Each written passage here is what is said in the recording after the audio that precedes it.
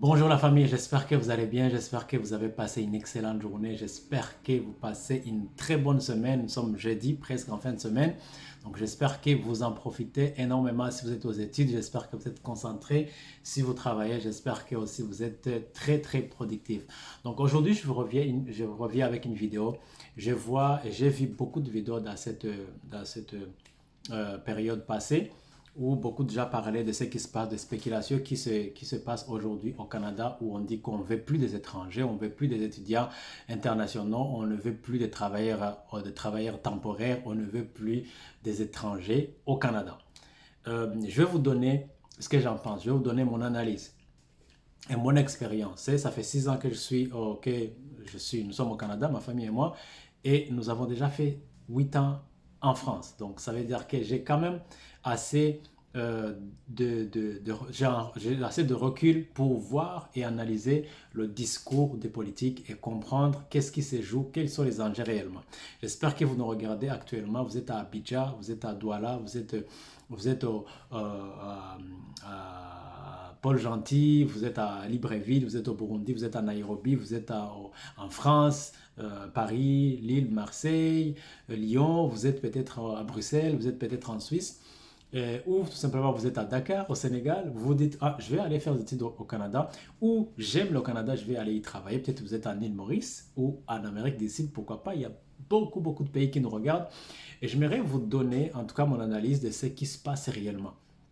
Parce que si vous avez un projet, si vous avez un projet aujourd'hui, ou si vous avez entamé un projet, ou si vous avez la vision de venir vous installer, travailler, étudier, créer une entreprise, ou envoyer tout simplement votre enfant et vous vous dites, oh, les carottes sont cuites, je ne pourrais pas aller au Canada, y vivre, y travailler, je ne pourrais pas envoyer mon enfant parce que déjà les frais de scolarité ont quasiment triplé en fait. C'est énormément, c'est devenu énorme. Je lisais le journal hier, l'Université Laval, l'université qui se trouve à Québec, a déjà perdu plus de 25% des étudiants étrangers qui s'installaient. Donc je voyais que le président de l'université, Raleigh, était en train de dire, mais c'est pas possible, on ne peut pas perdre des étudiants internationaux, on ne peut pas perdre tous ces gens qui viennent ici apprendre, enrichir notre économie, sachant que plus de la moitié des gens, des candidats au niveau de doctorat, au doctorat, sont des étrangers, sont des étudiants étrangers. Donc vous imaginez, c'est quoi le gap, c'est quoi la perte en fait. Si la moitié sont des étrangers, ça veut dire qu'on va avoir un manque des enseignants, des formateurs, de chercheurs. La moitié des chercheurs en fait est coupée dans les années à venir. Donc il y a beaucoup de enjeux qui se jouent en fait. Certes, on est dans une période presque dans une période de ralentissement économique. Nous sommes presque dans la récession. Et je ferai une vidéo par rapport à ça d'ailleurs. Mais nous sommes presque dans une période de ralentissement économique, mais ça ne veut pas dire que l'économie ne va pas, encore une fois, remonter. Ça ne veut pas dire que on va tout couper, on va tout casser. Vous savez, normalement, les prévisions que le Canada avait préparées pour les 3 années à venir, l'année passée, 2024, 2025 et 2026, c'était qu'ils allaient recruter plus de 3 millions de personnes qui devraient venir, pardon, 1,5 million des personnes qui devraient venir s'installer au Canada. Laisse-moi vous choquer. Tous ces 1 million vont venir et il y aura même 1,5 million vont venir. C'est même beaucoup plus que 1,5 million qui vont venir. Pourquoi? Je vais vous dire pourquoi. Vous savez, quand on approche la période électorale, les politiques parlent pour leur camp. Les politiques parlent un langage que le corps électoral écoute, entend. Vous savez, il y a quelqu'un qui est dans un village quelque part à Nunavut ou je sais pas moi, quelque part Ben, Saint-Laurent, ou je sais pas, je dis tout simplement n'importe quoi à Chicoutimi. Donc, si vous entendez que je dis le nom de là où vous habitez, il n'y a rien de personnel, il n'y a rien, je ne tire pas sur un village quelque part au Québec. J'aime le Québec, j'aime le Québec. Partout, dans tous les 4 coins du Québec, j'aime le Québec. Donc, je ne veux pas stigmatiser ou rabaisser une région quelconque. Mais sachant que le politique, il sait là où se trouve son électorat, en fait. Il va parler un langage que les personnes qui le votent écoutent, en fait. Il va essayer d'aller les chercher émotionnellement, aller les titiller, en fait. C'est ce qui se passe partout, c'est ce qui se passe en France. Quand on est en période des élections, il n'y a pas longtemps, on était dans les élections municipal. Vous savez que tellement l'extrême droite a tapé les populations étrangères en France parce que c'est ça leur monnaie d'échange en fait. Quand les choses ne vont pas, quand le politique dit qu'il vient améliorer les choses, donc il va essayer de taper sur trouver un bouc émissaire sur quoi il doit taper. Mais on sait que demain matin, si on dit que tous les étrangers quittent le Québec, je vous dis la vérité, l'économie va s'effondrer. Pourquoi? Parce que dans tous les métiers, il y a beaucoup de personnes, il y a beaucoup d'étrangers. Venez à Montréal, vous allez voir, Montréal est cosmopolitaine. Montréal, ce n'est ni indien, ni québécois de souche, ni noir, ni blanc, ni jaune. C'était toute une mélange, c'est toute une communauté mélangée, mêlée. Donc les entreprises ont des PDG étrangers, les entreprises ont des hauts cadres étrangers. Il y a tout en fait, il y a tout. Donc c'est une économie qui est basée sur la force ouvrière, la force des personnes qui sont capables de travailler. On ne peut pas demain matin se réveiller et dire non, on n'en veut plus, c'est fini. Donc, ce qui veut dire que ce qui est en train de se dire, c'est du n'importe quoi. C'est juste l'histoire de 6 mois. Ok? Dans 6 mois, vous n'entendrez pas ce programme, ce narratif. Dans 6 mois, vous entendrez que toutes les entreprises vont commencer à dire que nous manquons déjà, il nous faut de main-d'œuvre. Ok? On s'entend que on est dans une période déjà qui n'arrange pas ça, on est dans une période de ralentissement économique par rapport au taux d'intérêt, ce qui fait que déjà 22% des jeunes étrangers, des jeunes immigrants manquent de travail, ils sont en chômage en fait 22%. Pour ceux qui sont des jeunes Canadiens ou des jeunes Québécois, c'est du 15% en fait des jeunes Canadiens, mais 22% des jeunes immigrants n'ont pas de travail. C'est normal quand il y a un manque de travail, ceux qui viennent d'arriver au pays, c'est eux qui ont la difficulté à intégrer le marché du travail. Ok?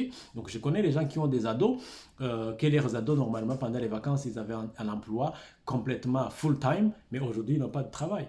C'est normal, c'est parce que nous sommes dans une période où vraiment l'économie ne va pas très bien. Okay? Il y a un taux de chômage très élevé, les ménages ne consomment pas parce qu'ils ne peuvent pas se permettre d'aller sur le marché, d'acheter tous les biens qu'ils veulent, ce qu'on appelle le panier de ménage, ok, est vraiment très bas en fait. Les gens n'arrivent pas à dépenser. Les taux hypothécaires, la dépense la plus élevée des ménages, c'est quoi? C'est l'hypothèque. Donc les hypothèques, le taux d'intérêt est très élevé. Ça bouffe le budget de ménage. Ce qui fait que si les ménages ne consomment pas, les entreprises ne produisent pas. Si les entreprises ne produisent pas, ils n'ont pas de revenus, donc ils virent. Ils virent les employés. C'est un peu une synthèse que je vous donne. Donc, oubliez tout ce qui est en train de se dire, ce que les politiques disent, tout ça, c'est du n'importe quoi.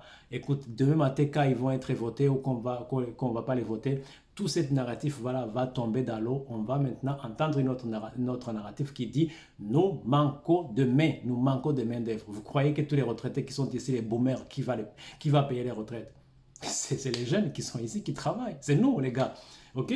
Si vous êtes au Sénégal, si vous êtes en Côte d'Ivoire, si vous êtes en France, en Belgique, vous aimez le Canada, c'est un très bon pays. Il y a beaucoup de chance, les gars. Il y a beaucoup, tout le monde peut s'y trouver, peut trouver ce qu'il peut faire. Je ne dis pas que vous arrivez au Canada, vous aurez tout.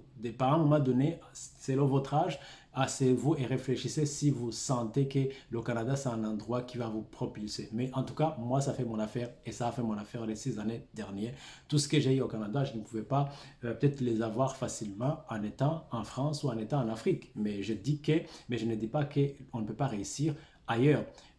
D'ailleurs, on dit que vous aurez tout ce que vous voulez dans votre terre de destinée. Si votre terre de destinée, c'est la France, c'est la Belgique, c'est le Luxembourg, c'est la Suisse, c'est Abidjan, c'est Niger, c'est Bamako, c'est Dakar, c'est Kigali, c'est Libreville, c'est Kinshasa, that's good for you. Reste là et Dieu te bénira. Tu auras une croissance extraordinaire. Mais tu peux venir ici, perdre tout.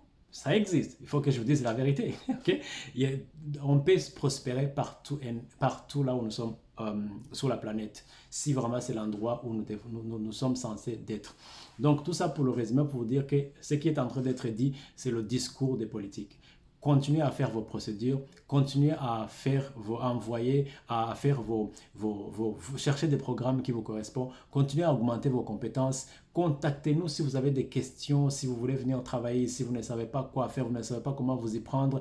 Nous sommes là pour vous répondre à vos mails gratuitement. Je prends le temps de répondre, Émilie prend le temps de répondre, on donne des conseils. Si vous ne savez pas comment ça se passe, vous êtes ici, mais vous voyez que financièrement, vous ne vous en sortez pas, vous ne savez pas les programmes qui pourront vous aider, vous ne savez pas les produits financiers, vous ne savez pas comment vous y prendre pour prospérer financièrement et utiliser tous les outils financiers qui sont ici. Envoie-moi un message, envoie-moi un email. C'est mon travail régulier. Je suis conseiller financier, c'est ce que je fais chaque jour et il me fera plaisir de vous donner un coup de fil gratuitement et de vous parler, ok? Donc, si vous êtes là aussi, vous avez un dos, vous avez quelque chose qui vous passionne et vous voulez le faire, vous voulez créer quelque chose qui pourrait aider les autres, vous voulez créer une plateforme. On va lancer une formation sur YouTube. Ça fait ça fait 4 ans que nous sommes sur YouTube. Nous avons plus de 160 quelque chose, à peu près 170 abonnés. On a vu YouTube, on a commis des erreurs, on a fait beaucoup de choses, peut-être ceux qui sont bien, ceux qui sont moins bien, et on voulait transmettre. Et beaucoup de gens qui sont en Afrique, ou qui sont même en Europe, ou qui sont ici au Canada, ils ont des idées, mais ils ne savent pas comment les mettre en valeur, comment utiliser les idées que vous avez pour recevoir de quelque chose, ok? Être payé pour ça.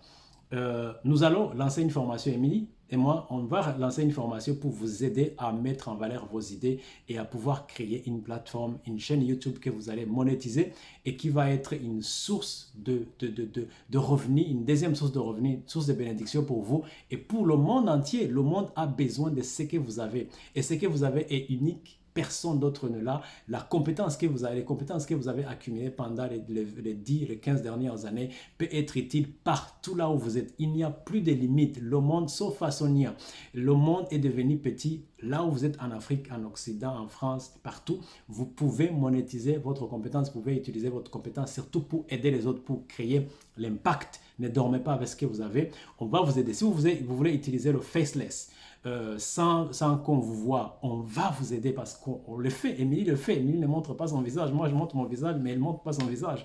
Elle le fait très bien.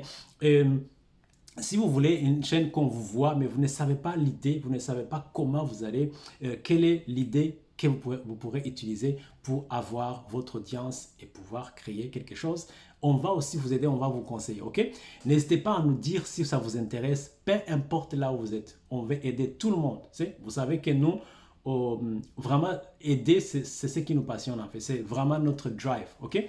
Essayez de nous mettre dans les commentaires que ce soit pour l'accompagnement concernant votre projet, ce que vous voulez faire, ou si vous êtes ici ou si vous voulez être accompagné pour votre intégration, n'hésitez pas à nous le dire. Si vous voulez aussi ce projet de la formation, sur les plateformes de médias, que vous voulez faire connaître votre expertise, ça aussi, dites-nous dans les commentaires, envoie-nous un courriel privé et donnez-nous vos idées et on pourra vous contacter.